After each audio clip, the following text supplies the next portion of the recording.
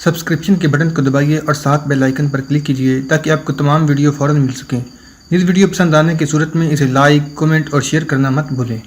कस्ला के शाही महल के एक वसी कमरे में उंदलस के वो अकाबिर और उलमाए दीन जमा थे जो अबू दाऊद की दावत पर दूर दराज के शहरों से आए थे।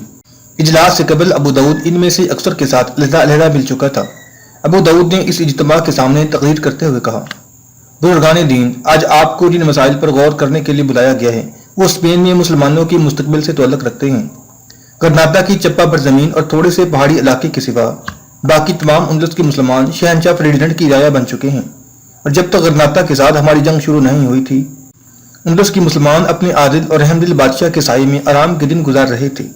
हुक्मरान कौम की अक्सरियत हम पर मेहरबान थी, लेकिन अब आपको शिकायत है कि ईसाई हुकूमत आपके साथ पहली सी फ्याजी के साथ पेश नहीं आती। आप में से बात ये समझते हैं कि उंदलस के मुसलमानों पर अरसा हयात तंग हो रहा है। मुसलमानों को कर्नाटक के जासूस होने के जुर्म में गिरफ्तार किया जा रहा है। ईसाई अपनी हुकूमत के साथ उनकी वफादारी पर शिबा करते हैं। ये वाक़यात बहुत अफसोसनाक हैं, लेकिन अगर आप ठंडे दिल से गौर करें तो आप ये महसूस करेंगे कि कुछ कोताही हमसे भी हुई है। अवाम हमेशा कोताह नजर होते हैं, लेकिन हमारी सबसे बड़ी बदकिस्मती ये है कि अभी तक हमारे उलमा ने भी वक्त के सैलाब का रुख नहीं पहचाना। हम में से कौन है जो ये नहीं जानता कि गर्नाता और कस्ला की जंग चींटी और हाथी का मुकाबला है। अहले गर्नाता जिस रास्ते पर गामजन हुए हैं वो सिर्फ तबाही का रास्ता है। वो चंद हफ्तों या चंद महीनों के लिए अपनी तबाही की तारीख मुलतवी कर सकते हैं, वो अपनी तकदीर नहीं बदल सकते। अगर ये मसला सिर्फ गर्नाता और कस्ला की अफवाज तक महदूद होता तो हम इस कदर परेशान न होते और मैं आपको यहाँ आने की तकलीफ न देता।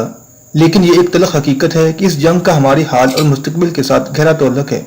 उंदलस के लाखों मुसलमान ईसाइयों की अक्सरियत और उनकी हुकूमत के रहम करम पर हैं। कस्ला और गर्नाता की जंग अब इस्लाम और ईसाइयत की जंग बन चुकी है। जाहिर है कि ऐसी सूरत में उंदलस के मुसलमान ईसाइयों से किसी अच्छे सलूक की तवक्को नहीं रख सकते। गर्नाता की लड़ाइयों में उंदलस के जो ईसाई मारे जाते हैं उनके अजीज हम में से उनका इंतकाम लेते हैं और ये जंग जिस कदर तूल पकड़ेगी उसी कदर हमारे खिलाफ ईसाइयों का जज्बा इंतकाम शदीद होता जाएगा। मुझे अहले गर्नाता की मदद कोई परेशानी नहीं। उन्होंने एक ताकतवर हमसाई के साथ जंग मोल लेने की हमाकत की है और उन्हें इसकी सजा मिलेगी। लेकिन हम उंदलस में लाखों मुसलमानों की मुस्तकबिल से बेइतनाई नहीं बरत सकते। हमारे बचाव की अब सिर्फ एक सूरत है और वो ये कि गर्नाता की जंग जल्द खत्म हो जाए। जब तक ये जंग जारी रहेगी उंदलस की हुकूमत को हमारी वफादारी पर शक रहेगा और हमारे साथ उनका सलूक बद से बदतर होता जाएगा। अब मुझसे सवाल करेंगे कि उंदलस की उलमाए इस्लाम और बुजुर्गान कौम इस जंग को खत्म करने के लिए क्या कर सकते हैं। लेकिन पेशतर इसके कि मैं आपको इस सवाल का जवाब दूं, मैं आपसे ये पूछता हूँ कि क्या आप इस बात की जरूरत महसूस करते हैं कि यह जंग जल्द खत्म हो जाए। एक शख्स ने जवाब दिया, उंदलस का हर मुसलमान इस बात की जरूरत महसूस करता है। दूसरे ने उठकर कहा, हम सब आपके साथ मुतफिक हैं। अबू दाऊद को उन लोगों से इख्तलाफ की तवक्को भी न थी। ये सब शाही मेहमान थे और अबू दाऊद इज्तिमा से पहले फर्दन उन्हें यह बता चुका था कि उन्हें किस मकसद के लिए यहाँ बुलाया गया है। इन उलमा के हर ग्रोह के लीडर ने यके बाद दीगरे उठकर अबू दाऊद की ख्यालात की तायद की और उससे मुतमिन होकर अपनी तकरीर दोबारा शुरू की। हजरात, मैंने ईसाइयों को मुतमिन करने के लिए लूशा और दूसरे शहरों के मुसलमानों को बादशाह सलामत की फौज में रजाकाराना तौर पर शामिल होने की तरगीब दी थी। गुज़श्ता हमले में कोई 500 मुसलमान नौजवानों ने हुकूमत की फौज का साथ दिया, लेकिन बदकिस्मती से इनमें से अक्सर जज्बात में आकर कर्नाटक की फौज से जा मिले। उसका नतीजा यह हुआ कि मुसलमानों पर ईसाइयों का रहा इत्माद भी जाता रहा और मुख्तलिफ शहरों में जो अफसोसनाक वाक़यात हुए हैं वो इसी का नतीजा थे। मुझसे ये गलती हुई कि मैंने ऐसे कोता अंदिश लोगों पर इत्माद किया जो जज्बात की रोह में बह जाने वाले थे। अब मैं आप हजरात को एक बड़ी मुहिम सौंप रहा हूँ। आपको उंदलस के मुसलमान पनागज़ीनों की हैसियत में गर्नाता जाना पड़ेगा। वहां पहुंचकर अब गर्नाता के हुकाम और उनसे ज्यादा वहां के अवाम को ये समझाएं कि जंग एक सही हासिल है। तुम्हारी गलती की सजा बाकी उंदलस के मुसलमानों को मिल रही है। उन पर अरसा हयात तंग हो रहा है। हजरात, अगर आपने अहले गर्नातों को हथियार डालने पर आमादा कर लिया तो आप न सिर्फ फर्डिनेंड की मुमालकत की मुस्लिम रैयत बल्कि अहले गर्नाता को भी ईसाइयों के इंतकाम से बचा सकेंगे और ये एक बहुत बड़ा काम होगा। इस मुहिम की तकमील के लिए आपको हुकूमत की तरफ से तमाम सहूलतें मुहैया की जाएंगी। आपको इस मुहिम की बाकी तफसीलात से आगाह करने के लिए कल फिर इसी जगह हमारा इज्तिमा होगा। इस इजलास को बर्खास्त करने से पहले मैं ये जरूरी समझता हूँ कि अगर आप में से किसी को मेरी बातों से इत्तेफाक न हो तो उसे अपने ख्यालात के इजहार का मौका दिया जाए। हाजिरीन एक दूसरे की तरफ देखने लगे। एक कोने से करतबा का एक सफेद रेश आलिम उठा और उसने बुलंद आवाज में कहा, हजरात, मैं आज ही यहाँ पहुंचा हूँ। मैं अपने ईसाई हुक्मरान से कुछ कहने का इरादा लेकर आया था, लेकिन मालूम होता है कि मैं शायद शाह फर्डिनेंड से बराह रास्त हम कलाम नहीं हो सकूंगा। ताहम मैं इस मजलिस के सदर का शुक्रगुजार हूँ कि उन्होंने मुझे बादशाह के दारुल हुकूमत में अपनी आज़ादाना राय के इजहार का मौका दिया है। یہ سوچنا صدر مجلس کا کام ہے کہ یہ مقام ایک مسلمان کی آزادانہ رائے کے اظہار کے لیے موزوں ہے گئے ہیں۔ بہرحال اس دعوت کے بعد انہوں نے مجھ پر ایک فرض عائد کر دیا ہے اور میں یہ فرض پورا کروں گا۔ میں اپنے جذبات کے اظہار کی بجائے علماء اسلام کے اجتماعی احساسات کی ترجمانی کروں گا۔ حضرات، اندلس کے بیشتر حصے میں ہمارے اقتدار کا خاتمہ ایک بہت بڑا نقصان تھا۔ اس کے بعد دوسرا نقصان یہ ہوا کہ ہماری قوم کا ایک بڑا حصہ ذلت کی زندگی پر مطمئن ہو گیا۔ لیکن یہ نقصانات ناقابل تلافی نہ تھے۔ امید مظلوموں، ناداروں اور بے قصوں کو زندہ رکھتی ہے۔ جب ہماری محفل کے تمام چراغ بجھ گئے تو ہمیں غرناطہ میں ایک مشعل دکھائی دی۔ ایک طوفان مدت سے غرناطہ کی مشعل کو بجھانے کی فکر میں ہے اور کئی ناکام کوششوں کے بعد یہ طوفان اب ہم سے مطالبہ کر رہا ہے کہ ہم اپنے ہاتھوں سے اس مشعل کو بجھا دیں۔ آج قوم کا جنازہ اٹھانے کے لیے ان علماء دین کو منتخب کیا گیا ہے جو مردہ قوم کے کانوں میں سورہ اسرافیل پھونکا کرتے تھے۔ ابو داؤد، قیامت کے دن تم میرے گواہ ہو، یہ سب اکابر اور علماء جو یہاں بیٹھے ہوئے ہیں میرے گواہ ہیں کہ میں نے اپنی تمام کمزوریوں کے باوجود ان لوگوں کا ساتھ دینے سے انکار کیا جو حق کی جنگ سے منہ پھیر کر باطل کی فتح کے انعام میں حصہ دار بننا چاہتے تھے۔ ابو داؤد، تم نے مجھے اپنی آزادانہ رائے کے اظہار کی دعوت دی ہے تو سنو، شاید کسلا میں حق کی یہ آخری آواز ہو۔ جس دن غرناطہ پر عیسائیوں کی فتح کا پرچم لہرائے گا، اندلس کے ہر مسلمان کی مکان پر موت کا پہرا ہوگا۔ تم کہتے ہو کہ غرناطہ کے لوگوں کو مدافعانہ جنگ کے باعث عیسائی ہم سے بدن ہو گئے ہیں، لیکن میں پوچھتا ہوں کہ جب فردیننڈ کی غرناطہ کے ساتھ جنگ نہ تھی اس وقت ہمارے ساتھ کیا سلوک ہوتا تھا؟ کیا اس وقت بے گناہوں کو قتل نہیں کیا گیا؟ کیا اس وقت ہماری بہو بیٹیوں کی بے عزتی نہیں کی گئی؟ کیا غرناطہ کے ساتھ دوستی کے باوجود اندلس کے عیسائی حکمرانوں نے لاکھوں مسلمانوں کو ملک بدر نہیں کیا؟ کیا انہیں زبردستی عیسائی نہیں بنایا گیا؟ کیا ہماری مساجد کو گرجوں میں تبدیل نہیں کیا گیا؟ کیا ہمارے لیے عربی زبان بولنا جرم قرار نہیں دیا گیا؟ اور دنیا میں وہ کون سا ظلم تھا جو ہم پر روانہ رکھا گیا ہو؟ ابو داؤد، ہر قوم کی عزت کی محافظ اس کی قوت مدافعت ہوا کرتی ہے۔ مجھے معلوم ہے جب ابو الحسن کی وفات لوشا کا رخ کر رہی تھی، ہمارے عیسائی حکمران نے یہ اعلان کیا تھا کہ اندلس کے مسلمانوں کے ساتھ برا سلوک کرنے والے افسروں کو بدترین سزائیں دی جائیں گی۔ اس کے بعد جب ابو عبداللہ نے غداری کی اور ہماری حکومت کی نظر میں غرناطہ کا خطرہ کم ہوا تو ہمیں بدترین سلوک کا مستحق سمجھا گیا۔ غرناطہ اندلس کے مسلمانوں کا آخری حصار ہے۔ اگر یہ حصار ٹوٹ گیا تو یاد رکھیے اندلس میں مسلمانوں کی زندگی کے دن موت سے زیادہ المناک ہوں گے۔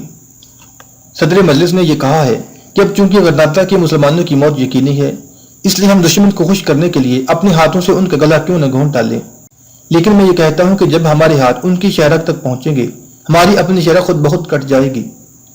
سامعین کی طرف سے احتجاج کے نعرے بلند ہو رہے تھے، لیکن ان کی توقع کے خلاف ابو داؤد انتہائی اطمینان سے اس کی تقریر سنتا رہا۔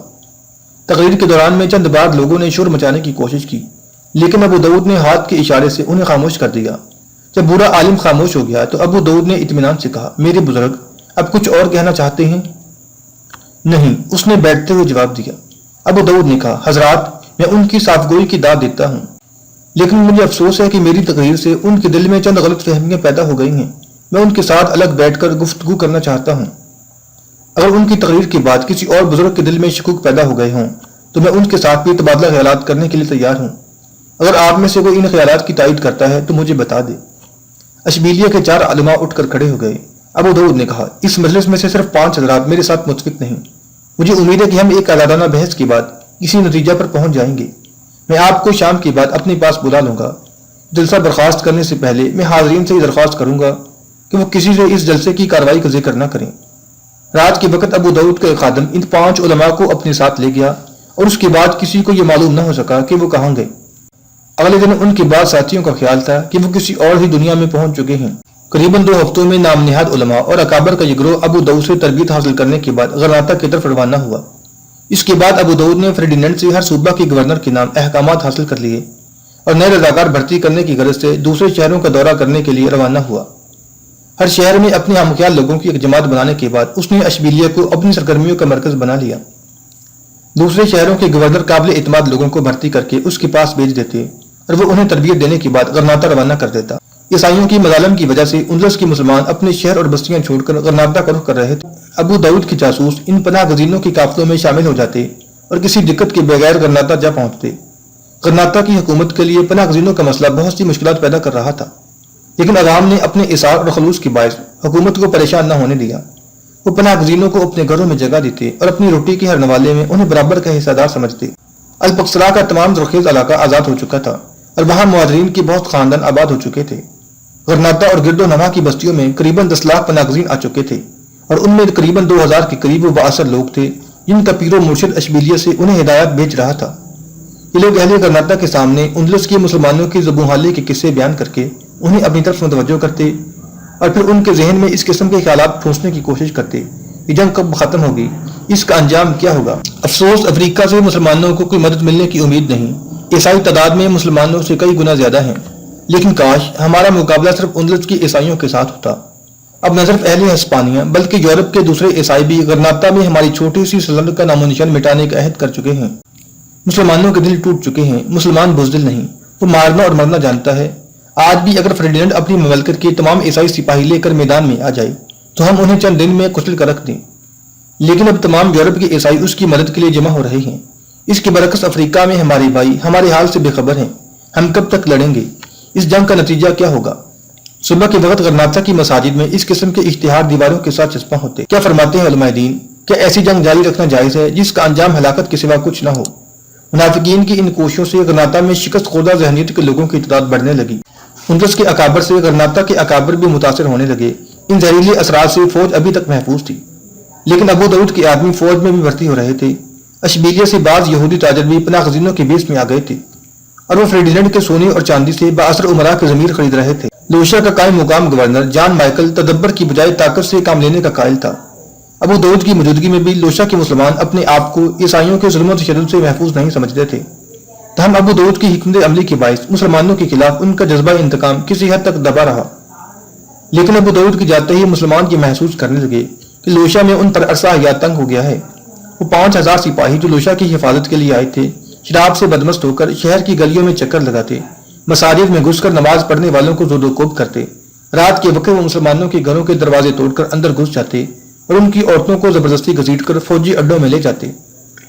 ایک دن ایک نوجوان نے غیرت میں آ کر اپنی پڑوسی کے گھر پر حملہ کرنے والے سپاہیوں میں سے 3 کو قتل کر دیا۔ اس کے بعد جان مائیکل نے شہر پر فوجی حکومت مسلط کر دی۔ شہر کے ایک نیک دل راہب کی قیادت میں سرکردہ عیسائیوں کا ایک وفد گورنر سے ملا اور انہوں نے گورنر سے درخواست کی کہ فوج کے شہر میں داخل ہونے پر پابندی عائد کی جائے۔ شراب سے بدمست سپاہی نہ صرف مسلمان بلکہ کبھی کبھی عیسائیوں کے گھروں میں بھی جا گھستے ہیں۔ گورنر نے یہ حکم صادر کر دیا کہ عیسائی اپنے گھروں کے دروازوں پر صلیب کے نشان لگا دیں تاکہ سپاہیوں کو غلط فہمی نہ ہو۔ لوشیا کا ایک مقبول تاجر عیسائی جان مائیکل کا دوست تھا۔ جان مائیکل رات کے وقت اکثر اس کے ہاں چلا جاتا۔ ہر رات سپاہی اس تاجر کے مکان پر کوئی نہ کوئی بدنصیب لڑکی پکڑ لاتے۔ ایک رات جان مائیکل شراب کے نشے میں بدمست تھا۔ اس نے اپنے میزبان سے کہا، میں نے اب شادی کرنے کا فیصلہ کر لیا ہے۔ تاجر نے کہکا لگایا، شادی؟ تم شادی کرو گے؟ جان مائیکل نے گرج کر کہا، خاموش، تم سمجھتے ہو کہ میں نشے کی حالت میں بک رہا ہوں، لیکن میں نے شادی کا فیصلہ کیا ہے۔ میں اندلس کی سب سے خوبصورت لڑکی سے شادی کرنا چاہتا ہوں اور وہ لوشیا میں ہے۔ جانتی ہیں وہ کون ہے؟ میں جانتا ہوں۔ اچھا بتاؤ وہ کون ہے؟ وہ ابو داؤد کی لڑکی ہے۔ اس کا نام جانتے ہو؟ اس کا نام ربیہ ہے۔ گورنر نے شراب کا جام اٹھاتے ہوئے کہا، تم کچھ نہیں جانتے، اس کا نام اینجلا ہے۔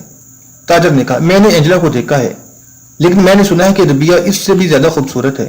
جان مائیکل نے گرج کر کہا، یہ ربیہ کون ہے؟ وہ اینجلا کی سوتیلی بہن ہے۔ وہ مردوں کے سامنے نہیں آتی، وہ گرجے میں بھی نہیں آتی۔ میں نے سنا ہے کہ اس کی ماں مسلمان تھی۔ تم بکتے ہو۔ اندلس کی کوئی لڑکی اینجلا سے زیادہ خوبصورت نہیں۔ میں اس کی توہین برداشت نہیں کر سکتا۔ اگر تم نے دوسری مرتبہ یہ کہا کہ کوئی لڑکی اینجلا سے زیادہ خوبصورت ہے تو تمہاری جان کی خیر نہیں۔ تو آپ اینجلا کے ساتھ شادی کرنے کا فیصلہ کر چکے ہیں؟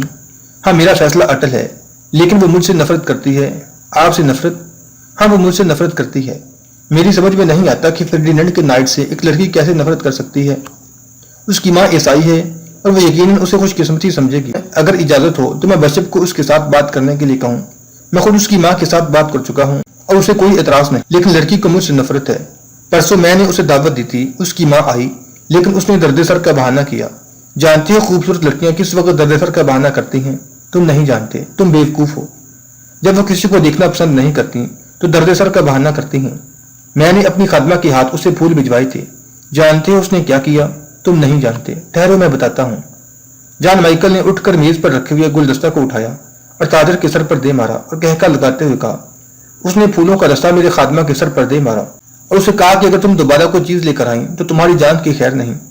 تاجر نے کہا، لیکن آپ کو مایوس نہیں ہونا چاہیے۔ جان مائیکل نے شراب کا ایک جام حلق سے اتارتے ہوئے کہا، مایوس اور میں؟ تم مجھے نہیں جانتے۔ میری اور اس کے درمیان صرف چند قدم کا فاصلہ ہے، لیکن اگر ہمارے درمیان 7 سمندر بھی حائل ہوتے تو بھی میں مایوس نہ ہوتا۔ وہ میری ہے एंजेला मेरी है, मेरी बनने के सिवा उसके लिए कोई रास्ता नहीं। जानती हो मैं कौन हूं? तुम नहीं जानते, तुम एक बेवकूफ ताजिर हो। आम हालात में शायद मेरिया एंजेला की मर्जी के खिलाफ कोई कदम न उठाती, लेकिन एक ऐसा वाकया पेश आया जिसने उसे एंजेला के मुस्तकबिल के मतलब जल्द कोई फैसला करने पर मजबूर कर दिया। मेरिया देर तक सोने की आदी थी, लेकिन एक रात तबीयत की खराबी के बायस उसे नींद न आई। एंजेला का कमरा उसके साथ था। पिछले पैर उसने प्यास महसूस की, पानी की सराही बरामदे में थी। मेरिया ने खादमा को आवाज देने की बजाय खुद उठकर पानी पिया। वापस जाते हुए उसे कोई ख्याल आया और वो एंजेला के कमरे में चल दी। दरवाजा खुला था, लेकिन एंजेला का बिस्तर खाली था।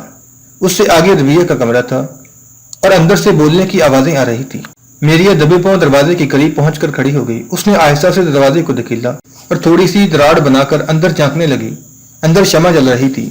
एंजेला एक किताब हाथ में लिए रबिया के सामने कालीन पर बैठी आहिस्ता आहिस्ता पढ़ रही थी।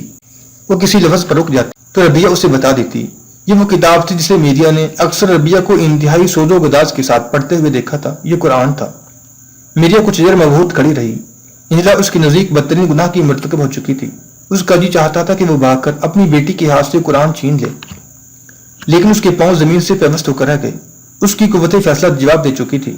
एंजेला ने कुरान बंद किया और उसे मखमल के जजदान में लपेटकर अलमारी में रख दिया। इसके बाद दोनों नमाज की नीयत बांधकर खड़ी हो गई। मेरिया इंतहाई रंजो गलब की हालत में अपने कमरे की तरफ लौट आई। बारह उसके जी में आया कि वो एंजेला को बालों से पकड़कर घसीटती हुई अपने कमरे में ले आई, लेकिन उसने महसूस किया कि मामला खतरनाक हद तक आगे जा चुका है और उसकी जल्दबाजी एंजेला को खुली बगावत पर आमादा कर देगी।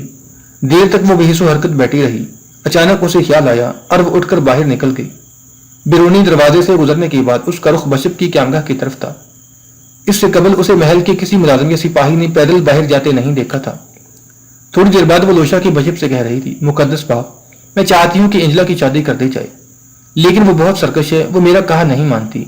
बशप ने सवाल किया, वो राहबा बनना चाहती है? नहीं मुकद्दस बाप, उसे कोई रिश्ता पसंद नहीं। मैं इस बारे में खुद तुमसे मिलने वाला था। जॉन माइकल ने मुझसे कई बार यह कहा है कि उसे तुम्हारी लड़की पसंद है। मुकद्दस बाप, मैं उसे अपनी इज्जत अफसाई समझती हूँ, लेकिन एंजेला बहुत जिद्दी है, आप उसे समझाएं। बशप ने कुछ सोच कर कहा, मेरे ख्याल में अगर तुम जॉन माइकल को अपनी बेटी से मुलाकात का मौका देती तो शायद ये मुश्किल खुद ब खुद हल हो जाती। मेरिया ने जवाब दिया, मुकद्दस बाप, अगर ये मामला इस कदर आसान होता तो मैं आपको तकलीफ ना देती। एंजेला पर मेरी सौतेली लड़की ने जादू कर रखा है। वो मुसलमान है और उसने एंजेला के दिल में हमारे हम मजहबों के खिलाफ सख्त नफरत पैदा कर दी है। मुझे डर है कि वो गुमराह ना हो जाए, इसलिए मैं फौरन उसकी शादी करना चाहती हूँ। मैं उसे रबिया से दूर रखना चाहती हूँ। बशप ने कहा, अगर ये बात है तो हमें सुस्ती नहीं करनी चाहिए, लेकिन मैं ये पूछना चाहता हूँ कि अगर एंजेला को इसकी मर्जी के खिलाफ शादी पर मजबूर किया जाए तो तुम्हारा खावंद रजामंद होगा? मेरिया ने जवाब दिया, वो इस बात का मुखालिफ नहीं कि एंजेला की शादी किसी मौजूद ईसाई खानदान में कर दी जाए, लेकिन मुझे डर है कि अगर एंजेला ने इनकार कर दिया तो वो उसकी तरफदारी करेगा। एंजेला सिर्फ जॉन माइकल से शादी करने के खिलाफ है, यह हर ईसाई से नफरत करती है। मेरिया ने घबरा कर जवाब दिया, मुकद्दस बाप, वो शराब पीने वालों से नफरत करती है और ये उसकी सौतेली बहन की सोहबत का असर है। जॉन माइकल जब पहले दिन हमारे घर आया था वो शराब में मदहोश था और शायद इसी वजह से एंजेला को उससे नफरत हो गई है। बशप ने कहा, मैं ये महसूस करता हूँ कि तुम्हारे घर का माहौल आम ईसाइयों के माहौल से मुख्तलिफ रहा है। तुम्हें इस कदर परेशान नहीं होना चाहिए, ये मामला ठीक हो जाएगा। आज शाम मैं तुम्हारे यहाँ आऊंगा, तुम जॉन माइकल की दावत का इंतजाम करो, सरदस्त किसी और को बुलाने की जरूरत नहीं। मेरिया ने कहा, मुकद्दस बाप, मुझे डर है कि जॉन माइकल का नाम सुनते ही वो अदालत का बहाना करके लेट जाएगी, तो उसके सामने जॉन माइकल का जिक्र करने की क्या जरूरत है? वो उस वक्त आएगा जब हम खाने की मेज पर बैठ चुके होंगे।